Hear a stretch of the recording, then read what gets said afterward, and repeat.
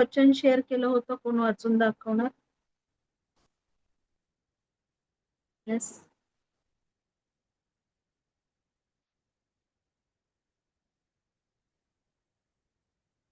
योहान 5:41 ते 44. Yes, thank you. हिरे uncle वाचा. मी मनुष्याकडून प्रशंसा करून घेत नाही, परंतु मी तुम्हाला ओळखले आहे की तुमच्या ठायी देवाची प्रीती नाही. मी आपल्या पित्याच्या नावाने आलो आहे, पण तुम्ही माझा स्वीकार करीत नाही. दुसरा कोणी स्वतःच्या नावाने आला तर त्याचा तुम्ही स्वीकार कराल. जे तुम्ही एकमेकांकडून प्रशंसा करून घेता आणि जो एकच देव त्याच्याकडून प्रशंसा करून घेण्याची खटपट करीत नाही, त्या तुम्हाला विश्वास ठेवता येणे कसे शक्य आहे? आमीन. हालेलुया. हालेलुया. थँक्यू हिरे अंकल. देवाच्या नावाला धन्यवाद असो. आपल्या प्रभूचं वचन आहे की तुम्ही मनुष्यांच्या हातून प्रभू म्हणत आहे की मी मनुष्यांच्या हातून मान करून घेत नाही, तरी तुमच्या ठाई देवावरची प्रीती नाही हे तुम्हा संबंधाने मला माहित आहे. मी जो पित्याच्या नामाने आलो त्या माझा तुम्ही स्वीकार करत नाही. दुसरा कोणी स्वतःच्या नामाने आला तर त्याचा तुम्ही स्वीकार करता. जे तुम्ही एकमेकांपासून मान घेता आणि जो एकच देव त्यापासून मान घेण्याची खटपट करीत नाही, ते तुम्ही देवावर विश्वास कसा ठेवाल? मी पित्यासमोर तुम्हाला दोषी ठरवीन असे समजू नका. तुम्हावर दोष ठेवणारा असा एक आहे, म्हणजे ज्या मोशेवर तुम्ही आशा ठेवली तो. म्हणजे काय प्रियांनो? जे मोशेचं नियमशास्त्र दिलेलं आहे तेच तुम्हाला तुमच्या कृत्याद्वारे दोषी ठरवत आहे, कारण तुम्ही नियमशास्त्राच्या द्वारे नीतिमान ठरण्याचा प्रयत्न करत आहात. नियमशास्त्राद्वारे कोणी नीतिमान ठरतं का? नियमशास्त्राच्या द्वारे काय होतं? नियमशास्त्राच्या द्वारे आपणाला काय होते? पापाची जाणीव होते. आपल्याला आपल्या पातकांची जाणीव होते, पण त्या पातकांपासून मुक्त करणारा, आपल्याला दोषमुक्त करणारा, आपला तारणारा प्रभू येशू ख्रिस्त आहे. आमेन. त्याच्यावरील विश्वासाच्या द्वारे तुम्हाला आणि मला नीतिमत्व प्राप्त होतं. आपल्या कृत्यांद्वारे नव्हे. तुमचं माझं तारण केवळ कशाने झालेलं आहे? विश्वासानेच. येस, आमेन. तुमचे माझे तारण केवळ कृपेने विश्वासाच्या द्वारे झाले.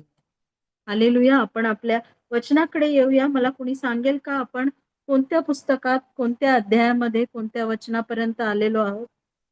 येस. यशाया 14 अध्याय. येस, थँक्यू हिरे अंकल. यशायाचा 14 अध्याय कोणत्या वचनापर्यंत आपण अभ्यास केला? 15. Thank you sister. हालेलुया. 15व्या वचनापर्यंत अभ्यास केला. आणि काल आपण कशाबद्दल अभ्यास केला? कोण सांगणार? यशायाचा 14वा अध्याय 12 ते 15.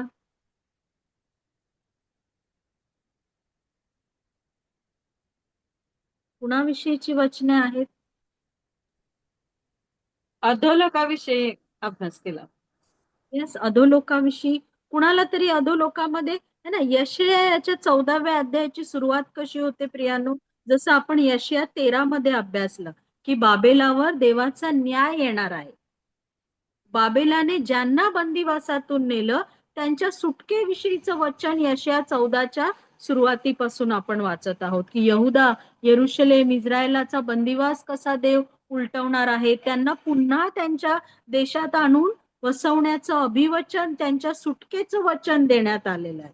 हालेलुया. आणि प्रभू परमेश्वर काय म्हणत आहे की त्यांच्या कठीण दास्यापासून, त्यांच्या चिंतेपासून, त्यांच्या पिढेपासून परमेश्वर त्यांना विसावा दे. हालेलुया. आपणाला अजून विसाव्याचं अभिवचन कुणी दिलेलं आहे? कोण म्हणत आहे की अहो कष्टी व भाराक्रांत जनो, तुम्ही मजकडे या म्हणजे मी तुम्हाला विसावा देईन? असं कोण? येस, तुमचा माझा प्रभू येशू ख्रिस्त जो शब्बाताचा धनी आहे, त्याने तुमच्या माझ्यासाठी सार्वकालिक विसावा ठेवलेला आहे. त्याची ही पूर्वछाया आहे. परमेश्वर म्हणत आहे की मी इस्रायल यहुदाची पीडा, त्यांची चिंता, त्यांच्यावर लादलेलं कठीण दास्य, आपला प्रभू येशू ख्रिस्तही जसा आपण ज्या पापाच्या दास्यामध्ये आहोत त्यातून आपणाला सुटका, आपणाला विसावा देऊ पाहत आहे. त्याचप्रमाणे प्रियानो, परमेश्वराचं वचन सांगतं की आता जे बंदिवासात आहेत त्यांना त्यांच्या पीडेपासून, चिंतेपासून, त्यांच्यावर लादलेल्या कठीण दास्यापासून परमेश्वर त्यांना विसावा देणार आहे, आराम देणार आहे. आणि त्या दिवशी ते बाबेलाविषयी काय कवन म्हणतील की जी संपूर्ण जगाला पिडणारी, तिचा कसा नाश झालेला आहे, पिळून काढणारी नगरी कशी नष्ट झालेली आहे. जो क्रोधाने लोकांचे ताडण करीत असे, जो कोपाने अनिवार्य छळ करून राष्ट्रांवर सत्ता चालवत असे, तो दुर्जनाचा सोटा, अधिपतीचा दंड आपल्या परमेश्वराने मोडून काढला आहे.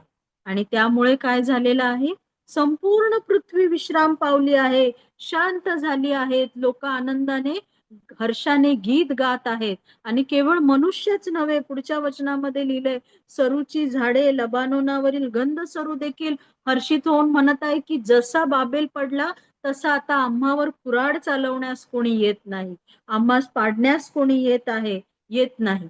हालेलुया. आणि खाली अधोलोकामध्ये, कारण जेव्हा दुर्जन पडतो तेव्हा तो अधोलोकात जातो प्रिया, देवाच्या सानिध्यात त्याला स्थान नाही. अधोलोकामध्ये त्याच्यासाठी स्वागतार्थ गडबड उडाली आहे. जे आधीपासून तिथे आहेत त्यांना जागृत करत आहे.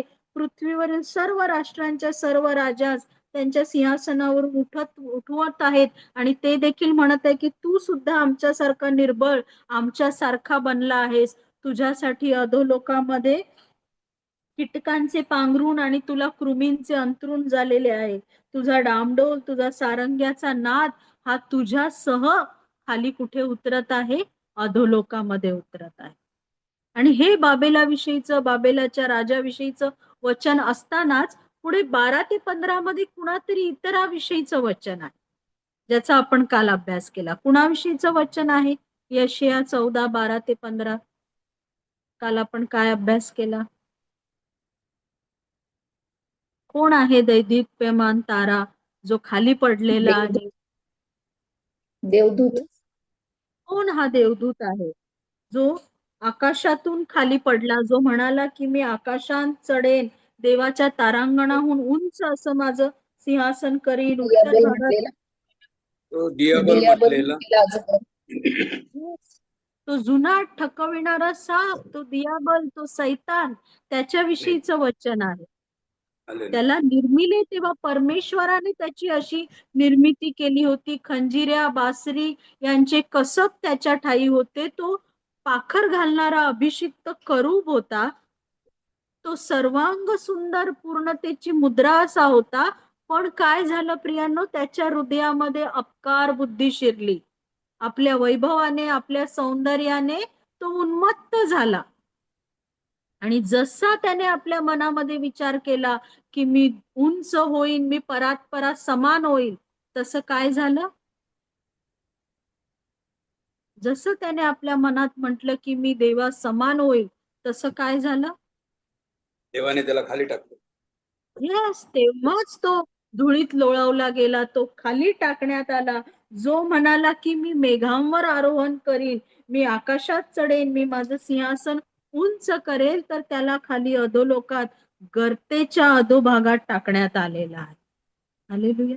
कारण जो कोणी स्वतःला उंच करू पाहतो तो नमविला जाईल, केलं जाईल. तो देवासमोर नम्र होतो, लीन होतो, तो योग्य समय उंच केला जातो. हालेलुया. देवाचं वचन. आणि पुढे आणि आपल्या बंधूंनी आपणा सर्वांना एक प्रश्न विचारला होता. काय प्रश्न काल विचारला होता? कुणाला आठवतो? काय प्रश्न काल विचारला होता?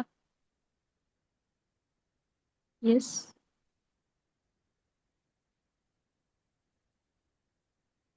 बाबेलाविषयी, बाबेलाच्या राजाविषयी अभ्यास करत असताना अचानक यशाया संदेष्टाला परमेश्वर दुष्टाविषयीचं वचन का बरं सांगत आहे? बाबेलाचा आणि सैतानाचा काय संबंध आहे? हा प्रश्न विचारला होता ना आपल्या बंधूंनी. कोणी उत्तर सांगू इच्छित आहे? बाबेलाचा आणि सैतानाचा काय संबंध? बाबेलाच्या राजाविषयीचं वचन, बाबेलाच्या नाशाविषयीचं वचन सांगत असताना मध्येच दुष्टाचं वचन का आलेलं आहे, की तो कसा पडला, कसं त्याला अधोलोकात टाकण्यात आलं. येस, बाबेल ही गर्विष्ठ झाली होती. आणखी दुष्टही स्वतःला देवापेक्षा मोठा समजत होता. जे पातक दुष्टाने केलं, जे संपूर्ण आपण म्हणू युनिव्हर्स मधलं पहिलं पातक जे दुष्टाने केलं, जे सैतानाने केलं, जेव्हा त्याच्या मनामध्ये तो उन्मत्त झाला, त्याने परमेश्वराविरुद्ध बंड करण्याआधी जो त्याने स्वतःच्या मध्ये गर्व येऊ दिला, तेच बाबेलाचं देखील पातक आहे. बाबेलाने देखील म्हटलं, तू सर्वांग सुंदर आहेस, है ना. नबुकदनेस्सर राजा त्याच्या महालामध्ये काय उभा राहून म्हणतो, ही संपूर्ण सुंदर नगरी, हे वैभव, हे राजवाडा, हे सर्व काही मी आपल्या हाताने बनवले आहे ना, हे सर्व वैभव माझेच आहे ना. तेव्हा काय झालं, जेव्हा बाबेलाचा राजा नबुकदनेस्सर आपल्या महालाच्या गच्चीवर असं म्हणाला, त्याच्या मुखातून हे शब्द निघताच काय झालं, काय झालं नबुकदनेस्सर, ज्याविषयी राजाने स्वतः साक्ष दिली. 7 वर्ष तो पशुसारखा वनात राहिला. 7 वर्षांचा काळ त्याच्यावरून गेला आणि त्याला देवाने नम्र केलं. देवाची वाणी झाली, जो तू स्वतःला उंच करू पाहत आहेस, आता तू बैलाप्रमाणे कडबा खाशील, तुझं पशुप्रमाणे तू होशील. त्याला साखळदंडाने बांधून त्याला ठेवलं गेलं, महालातून त्याला बाहेर काढलं गेलं, ज्याचं वैभव पाहून त्याच्या मनामध्ये गर्व शिरला, त्यातून तो बाहेर निघाला. 7 वर्ष पशुप्रमाणे तो अगदी झाला. हालेलुया. आणि 7 वर्षानंतर देवाने जेव्हा त्याच्यावर दया केली, पुन्हा जेव्हा त्याला मनुष्यामध्ये आला, त्याला त्याचं राज्यपद मिळालं, तेव्हा त्याने सर्वप्रथम काय केलं, नबुकदनेस्सर राजा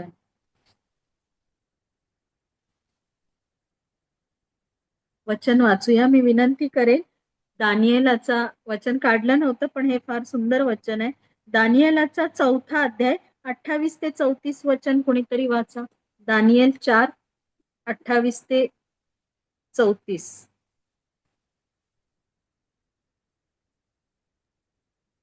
हे सगळे नबुकदनेस्सर राजा याचवर गुजरले. 12 महिने लोटल्यावर तो एकदा बाबेलाच्या राजवाड्यात गच्चीवर फिरत होता. त्यावेळी राजा म्हणाला, हे थोर बाबेल नगर राजनिवासासाठी माझ्याच पराक्रमाने व माझ्या प्रतापाच्या वैभवासाठी मी बांधिले आहे ना. हे शब्द राजाच्या मुखात निघतात तोच आकाशवाणी झाली की, हे राजा नबुकदनेस्सरा, हे तुला विदित हो की तुझ्या हातची राजसत्ता गेली आहे. तुला मनुष्यातून घालवून देतील, तुझी वस्ती वनपशुत होईल, तुला बैलाप्रमाणे गवत खावे लागेल आणि मानवी राज्यावर परात्पर देवाची सत्ता आहे व तो ते पाहिजे त्यास देतो. हे ज्ञान तुला होईपर्यंत तुझवरून 7 काळ जातील. त्याच घटकेस हे नबुकदनेस्सर प्रत्येकास आले, त्याला मनुष्यातून घालवून दिले व तो बैलाप्रमाणे गवत खाऊ लागला. त्याचे शरीर आकाशातल्या गहिवराने भिजू लागले, येतवर की त्याचे केस गरुडाच्या पिसाप्रमाणे वाढले आणि त्याची नखे पक्ष्यांच्या नखांसारखी झाली. हे दिवस संपल्यावर मी नबुकदनेस्सराने आपले डोळे आकाशाकडे लाविले. माझी बुद्धी मला परत आली. मी परात्पर देवाचा धन्यवाद केला. त्या सदा जिवंत असणाऱ्या देवाचे स्तवन केले व त्याचा महिमा गायला, कारण त्याचे प्रभुत्व सर्व काळचे आहे आणि त्याचे राज्य पिढ्याने पिढ्या राहणार आहे. आमेन. हालेलुया. काय झालं, नबुकदनेस्सर राजाच्या मुखातून शब्द निघतात न निघताच तोच तो नमविला गेला. प्रिया, है ना. 7 वर्ष त्याने बैलाप्रमाणे गवत काढलं, त्याला मानवातून, त्याच्या राजवाड्यातून काढून टाकण्यात आलं, त्याचं राज्यपद देखील गेलं. पक्ष्यांप्रमाणे त्याची नखे वाढली, गरुडाच्या पिसांप्रमाणे त्याचे त्याचे केस गरुडांच्या पिसांप्रमाणे वाढले आणि नंतर जेव्हा 7 वर्षाचा काळ लोटला, त्याने वर आकाशाकडे दृष्टी केली, तेव्हाच काय झालं, त्याची बुद्धी त्याला परत मिळाली. आणि त्याने बुद्धी परत मिळाल्या पहिलं काय केलं? काय वाचलं आपण वचनात? बुद्धी परत मिळाल्या त्याने देवाचा काय? धन्यवाद केला. Yes, hallelujah. त्याने जिवंत देवाचा धन्यवाद केला. तो म्हणतो की मी परात्पर देवाचा धन्यवाद केला. त्या सदा जिवंत असणाऱ्या देवाचे मी स्तवन केले, महिमा गाईला, कारण त्याचे प्रभुत्व सर्व काळचे आहे, त्याचे राज्य पिढ्यानपिढ्या राहणारे आहे. तोच देव एकाला राज्य देतो, एकाकडून ते हिरावून घेतो. हालेलुया. राज्य युगानुयुग केवळ आणि केवळ तुमच्या माझ्या प्रभूचे आहे. हालेलुया. त्याचप्रमाणे प्रियांनो, आता बाबेलाकडे जेव्हा बाबेलाने देखील हेच पातक केलं, जसं योगिता सिस्टरांनी उत्तर दिलं, जी अपकार बुद्धी, जो उन्मत्तपणा दुष्टामध्ये शिरला आणि त्याने देवाविरुद्ध बंड केलं, देवाविरुद्ध पातक केलं, तेच पातक बाबेलाचं देखील आहे. त्याप्रमाणे जसा दुष्ट अधोलोकामध्ये टाकण्यात आला, तो पुन्हा एकदा त्या पिट मध्ये देखील 1000 वर्ष देखील त्याला बांधून ठेवण्यात येणार आहे अगाध कुपामध्ये. आणि त्यानंतर जे दुसरं मरण, अग्नी आणि गंधकाचं सरोवर, त्यामध्ये देखील तो टाकण्यात येणार आहे. त्याचप्रमाणे जो स्वतःला उन्मत्त करील, देवाविरुद्ध गर्वाने फुगून जाईल, त्याचा देखील नाश तसाच ठरलेला आहे. जसं बाबेलाच्या राजासाठी अधोलोकामध्ये अंथरूण, कीटकाचं अंथरूण आणि कृमींचं पांघरूण तयार आहे, तसे जे दुर्जन देवासमोर उंच होऊ पाहतात, त्यांच्यासाठी देखील तेच अधोलोक, तेच दुसरं मरण, अग्नी आणि गंधकाचं सरोवर ठेवलेलं. म्हणून त्याविषयी सांगत असताना ह्याची सुरुवात कुठून झाली, हे यशया संदेशाला आपला परमेश्वर प्रकट करा. आपण पुढचे वचन वाचूया. मी विनंती करेन, यशया याचा 14वा अध्याय 16वा वचन वाचा. यशया 14:16. ते तुला पाहतील, ते तुला निरखून मनात म्हणतील की ज्याने पृथ्वी थरथर कापविली व राज्य डळमळविली, तो हाच का पुरुष? आमीन. दुष्टाविषयी. आणि आता इथे पुन्हा बाबेलाच्या राजाविषयीचं वचन आहे. काय वचन आहे? की जेव्हा तुला पाहतील, तुझा झालेला नाश पाहतील, तेव्हा सर्व निरखून म्हणतील की ज्याने पृथ्वी थरथर कापवली, ज्याने राज्य डळमळवली, तोच हा पुरुष का, जो आता दुर्बळ होऊन स्वतः नाशाकडे जात आहे. हालेलुया. इर्मया याचा 50वा अध्याय 23वा वचन वाचा. इर्मया 50:23.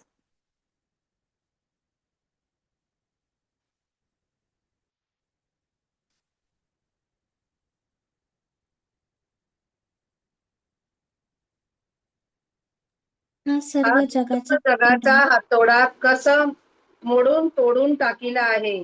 बाबेल सर्व राष्ट्रांमध्ये कसा ओसाड झाला आहे. हे बाबेला 24वा तुझ्यासाठी, हे बाबेला मी तुझ्यासाठी सापळा मांडिला व तू सापडला आहेस, पण तुला कळले नाही. तू सापडलास व तुला पकडलेही, कारण तू परमेश्वराविरुद्ध भांडलास. जो जगाचा हातोडा, सर्व जगाचा हातोडा, तो असा आता कसा मोडून तोडून टाकला आहे, कारण त्याने सर्व जगाला ताडण केलं. बाबेल सर्व राष्ट्रांमध्ये आता कसा ओसाड झालेला आहे, तर कसा मोडून टाकलेला आहे, कारण परमेश्वराने बाबेला विरुद्ध सापळा मांडिला आणि तो त्यात सापडला देखील आहे, पण त्याला ते कळले नाही, कारण त्याने परमेश्वराविरुद्ध भांडण केलं. तो परमेश्वराविरुद्ध उभा राहिलेला आहे. स्तोत्र संहिता याचा 58वा अध्याय 10 आणि 11 वचन वाचा. स्तोत्र संहिता 58, 10 आणि 11.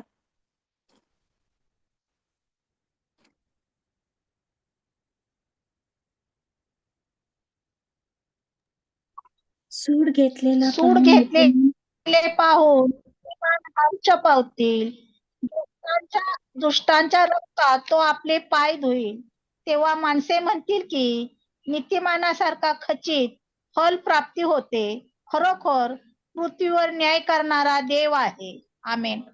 थँक्यू ना. वचनामध्ये काय म्हटले? सूड घेतला आहे हे पाहून धार्मिक हर्ष पावतील. आला ऐकू? येस, आला. थँक्यू. वचनामध्ये लिहिले दुष्टांच्या रक्तात तो आपले पाय धुईल, तेव्हा मनुष्य म्हणतील धार्मिकास निश्चय फलप्राप्ती होते, निश्चय पृथ्वीवर न्याय करणारा देव आहे. हालेलुया. जो न्याय करतो, जो ताडण करणारा आहे, त्याचा देखील एक दिवस न्याय होतो. हालेलुया. इर्मयाचा 51वा अध्याय 20 ते 23 वचन वाचा. इर्मया 51 20 ते 23.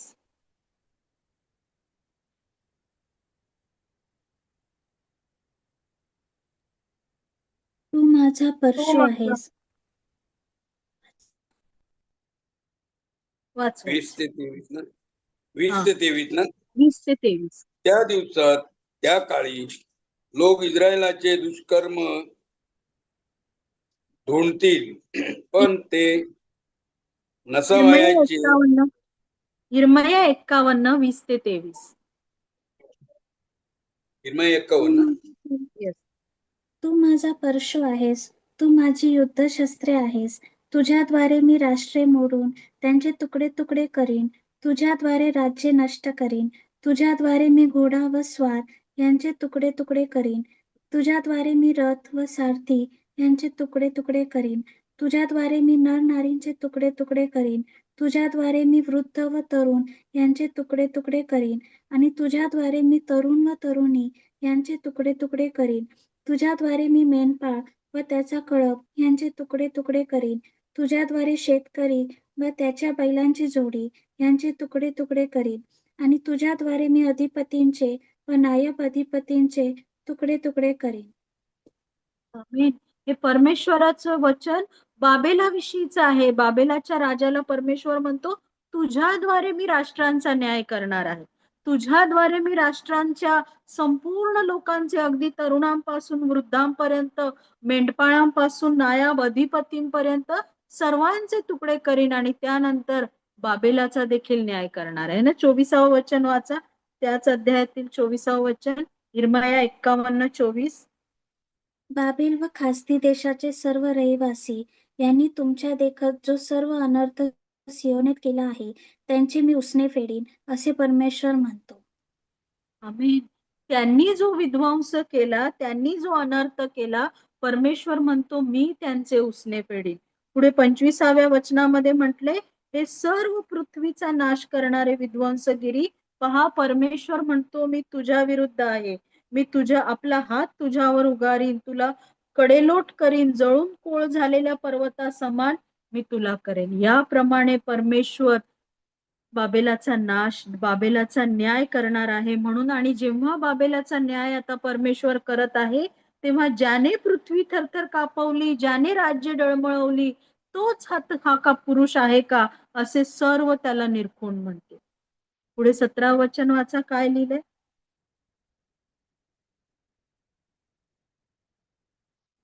यशया 14:17.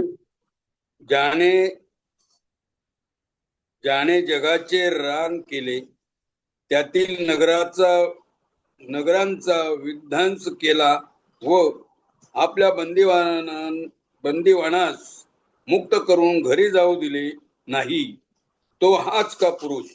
आमीन. ज्याने काय केलेलं आहे, जगाचं रान केलं, ते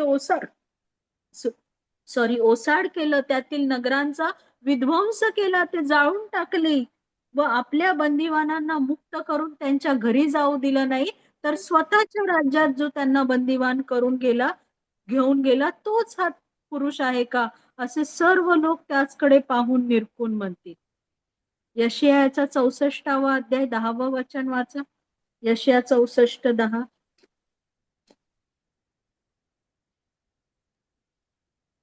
तुझी पवित्र नगरे वने बनली आहेत, सियोन रान बनली आहे, यरुशलेम ओसाड झाली आहे. देवाचे नगर काय झालेलं आहे, आमच्या यशया 64:10. येस, तुझी पवित्र नगरे वने बनली आहे, सियोन रान बनला आहे आणि यरुशलेम ओसाड बनलेला आहे. कारण बाबेलाचा राजा खासदी यांनी स्वारी करून ते सर्व लुटून नेलेलं आहे ना. दुसरे इतिहास याचा 28वा अध्याय 8 ते 15 वचन वाचा. दुसरे इतिहास 28 8 ते 15.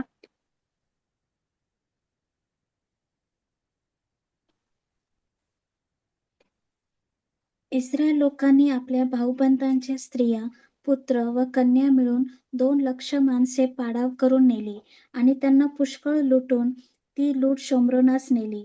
पण ओदेद नावाचा परमेश्वराचा एक संदेष्टा तेथे होता. शोम्रोनास सैन्य परत आले तेव्हा त्याला मार्गात गाठून तो म्हणाला, दुसरे इतिहास याचा 36वा अध्याय 14 पासून ते 21 पर्यंत. 14 ते 21. 36, 14 ते 21 दुसरे इतिहास. त्याप्रमाणे सर्व मुख्य याजकांनी व लोकांनीही अन्य राष्ट्रांच्या अमंगळ कृत्यांचे अनुकरण करून घोर पातक केले आणि जे मंदिर परमेश्वराने यरुशलेमेत पवित्र केले होते ते त्यांनी भ्रष्ट केले. त्यांच्या पूर्वजांचा देव परमेश्वर मोठ्या निकडीने आपल्या दूतांच्या हस्ते त्यांना आदेश पाठवी, कारण त्याची आपल्या प्रजेवर व आपल्या निवासस्थानावर करुणा होती.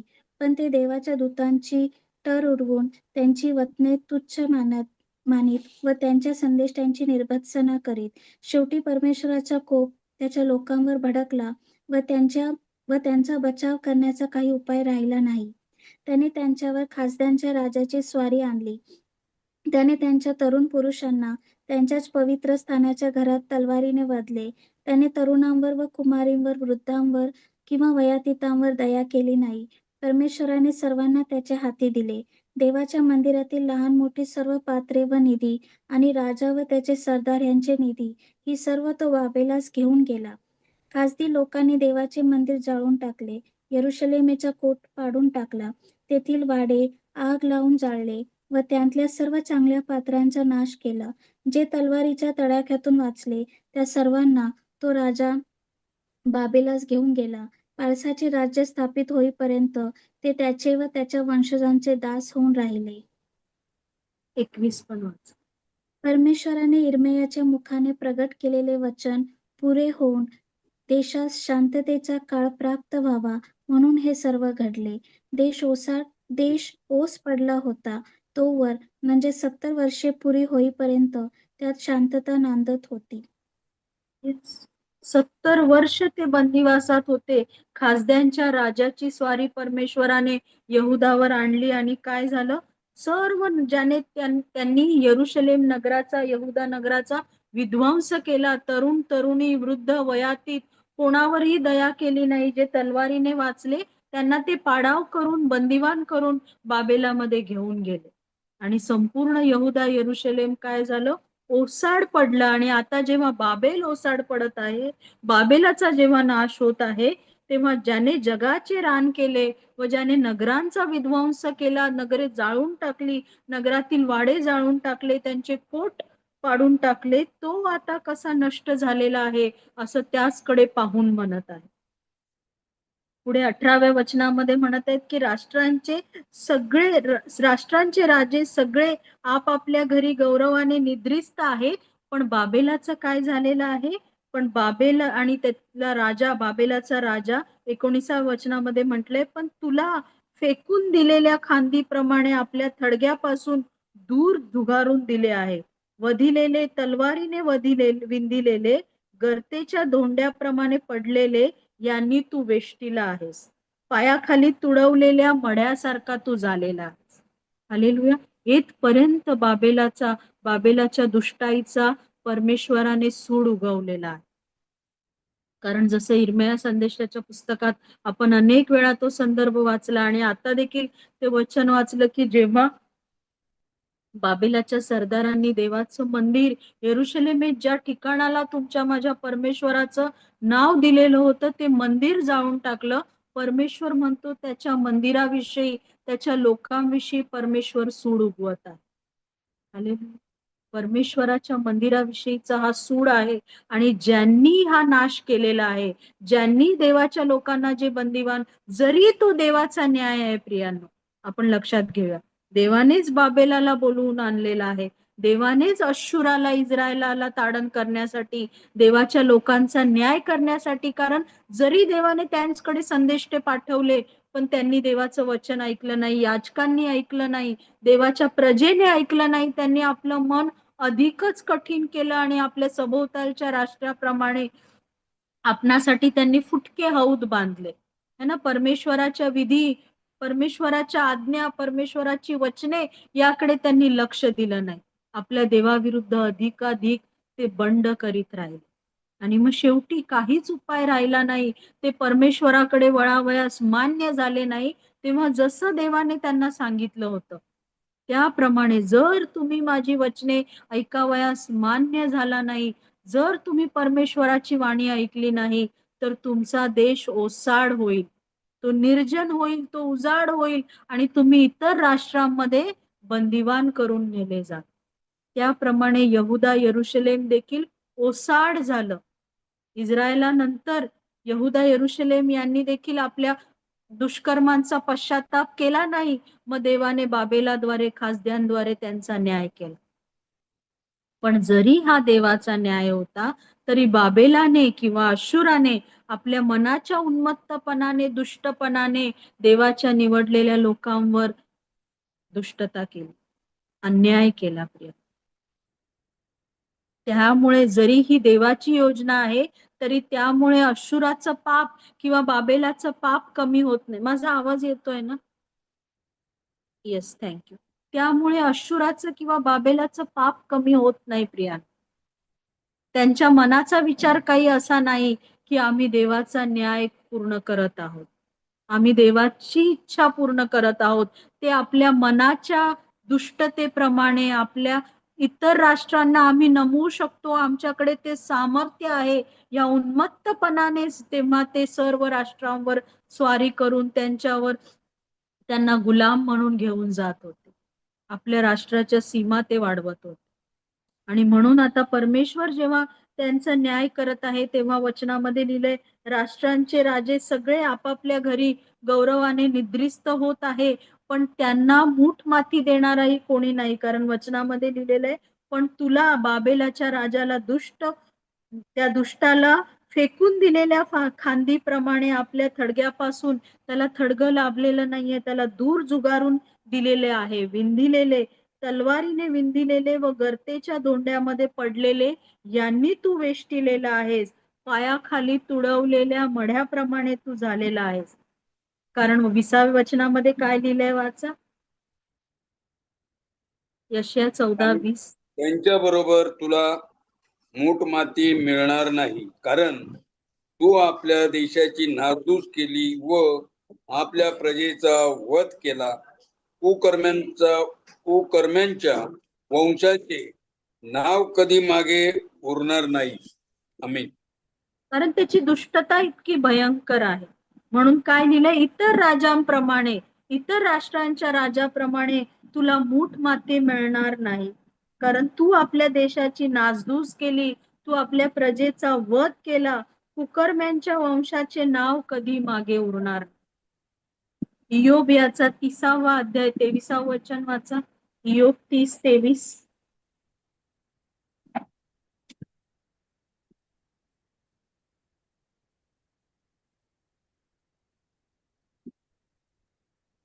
मला ठाऊक आहे की वाचा.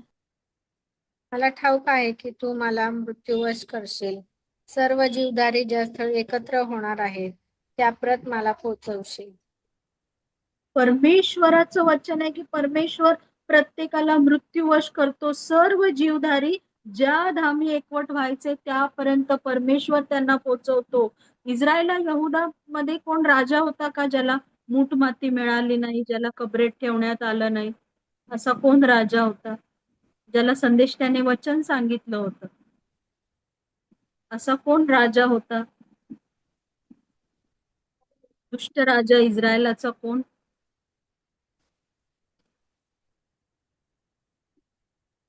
परत एकदा काय प्रश्न कळला नाही. इस्रायलाचा एक राजा होता ज्याचं रक्त कुत्र्यांनी चाटून खाल्लं, ज्याला मूठ माती मिळाली नाही.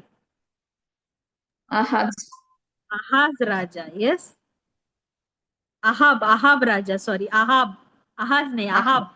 हा, येस, आहाब. बरोबर, आहाब. काय झालं आहाबाचं? त्याने काय पातक केलं होतं?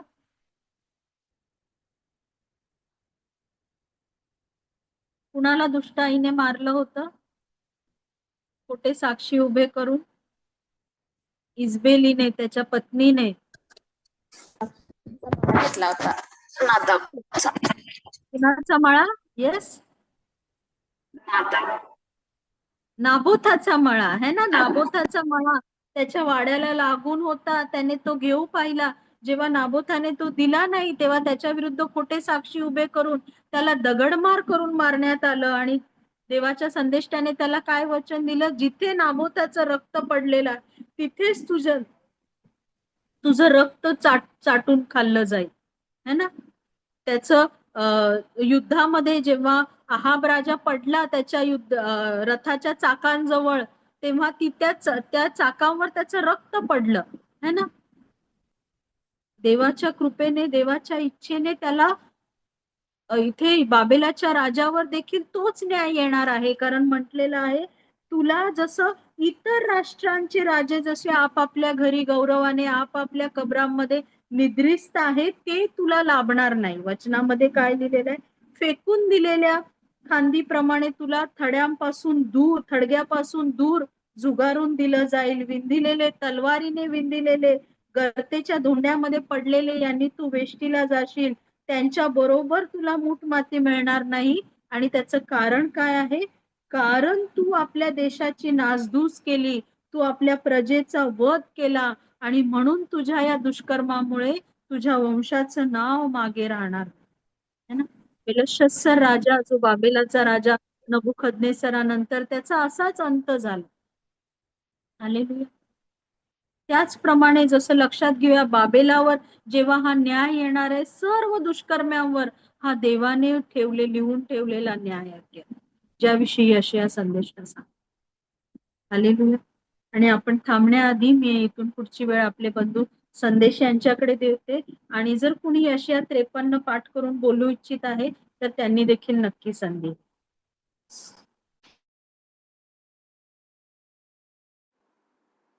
हालेलुया. प्रभू येशू ख्रिस्त नावाला गौरव देऊया आणि देवाच्या नावाला गौरव देऊया की सुंदर वचन आपल्याला मिळालेलं आहे. आणि जसं आज ग्रुपवर पाठवलेलं आहे त्याप्रमाणे मे महिन्यामध्ये आपण 2 महत्वाचे उपक्रम करणार आहोत. आणि त्या उपक्रमांकडे जाण्याआधी जर कोणाची यशाया 53 बोलण्याची इच्छा असेल, 1 वचन 2 वचन जेवढी वचनं पाठ झाली आहेत जरूर म्हणून दाखवू शकता. आतापर्यंत 7 जणांनी यशाया 53 पाठ म्हणून दाखवलेलं आहे. आज कुणाची इच्छा आहे का? कोणी म्हणून दाखवू इच्छित?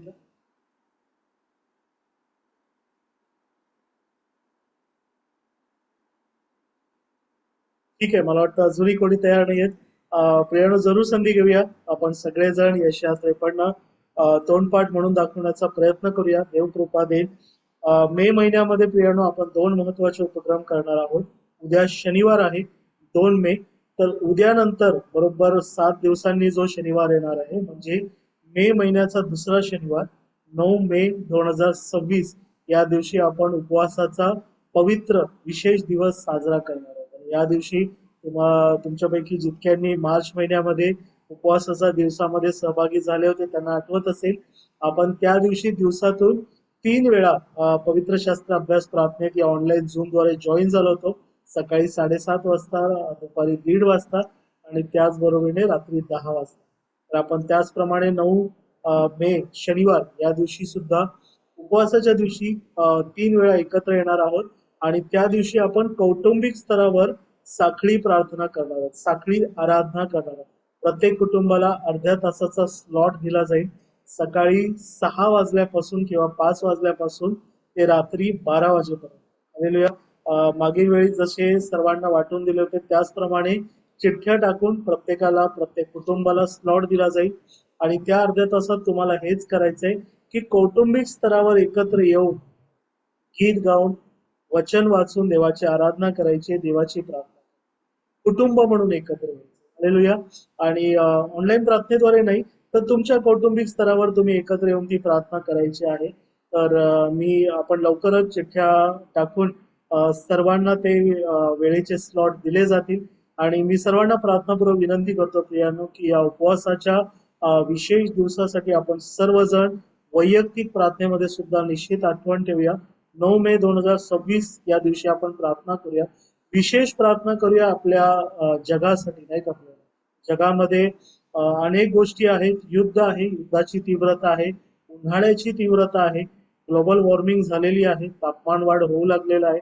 आपण जन्मापासून कधी अनुभवलं नव्हतं अशा प्रकारची भयंकर अशी तापमान वाढ आपण अनुभवत आहोत. आणि आपली पुढची पिढी आहेत, आपली लेकरं आहेत, यांच्यासाठी पुढचे दिवस कठीण असणार आहेत. पण आपण जाणतो की देवाच्या लेकरांसाठी कुठलेही दिवस असो आशीर्वादाचे असतात. लक्षात घ्या, इस्रायलामध्ये 3.5 वर्ष पाऊस पडला नव्हता, दुष्काळ होता. पण देवाचा सेवक एलिया याच्याद्वारे जसं देवाने सांगितलं होतं, सारफत येथील विधवेला कशाची उणीव भासली नाही का, तिच्या मडक्यातलं पीठ आणि कुपीतलं तेल संपलं नाही.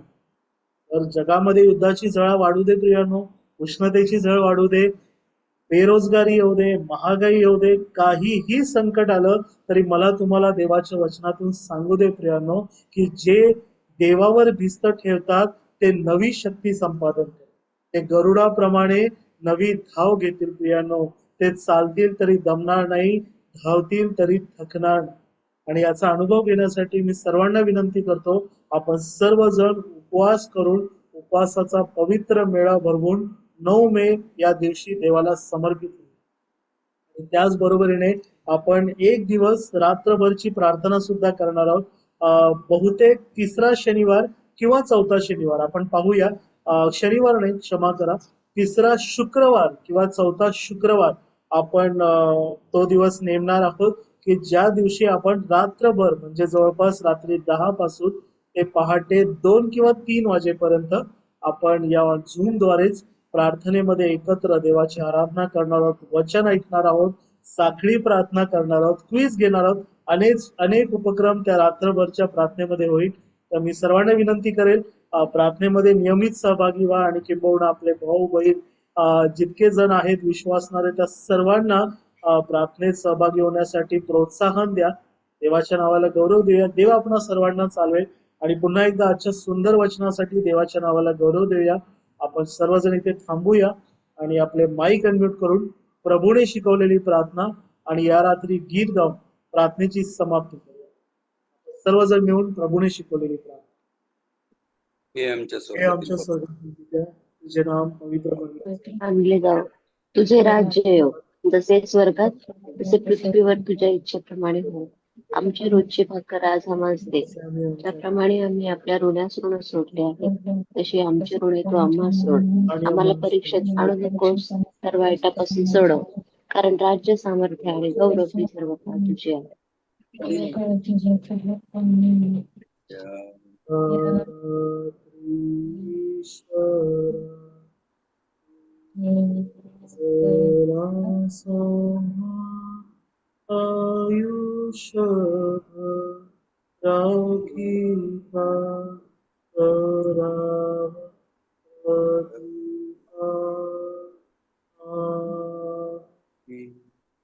आम्ही hallelujah, praise Lord, good night. Hallelujah. Hallelujah. Praise Praise the Lord. Good night. Praise the Lord, sir. Praise the Lord. Praise God, sir. Yes.